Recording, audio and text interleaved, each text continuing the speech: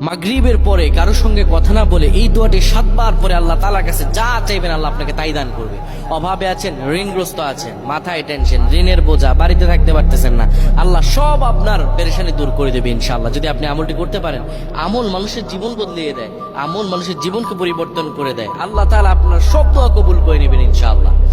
মাগরিব নামাজের পরে কিবলামুখী হয়ে থাকবেন, কারোর সঙ্গে কথা বলবেন না, কারোর সঙ্গে কথা না বলে কিবলামুখী হয়ে আপনি পড়বেন আল্লাহুম্মা আজিরনা মিনান নার, আল্লাহুম্মা আজিরনা মিনান নার, আল্লাহুম্মা আজিরনা মিনান নার। যদি এটি আপনি মাগরিব নামাজের পরে কারোর সঙ্গে কথা না বলে পড়ে 7 বার পরে দুটি হাত তুলে আল্লাহর কাছে দোয়া করেন, আল্লাহ জাহান্নামের আগুন থেকেও বাঁচাবেন এবং আল্লাহ আপনার সব দোয়াগুলো কবুল আর মঞ্জুর করে নেবেন। আল্লাহুম্মা আমিন।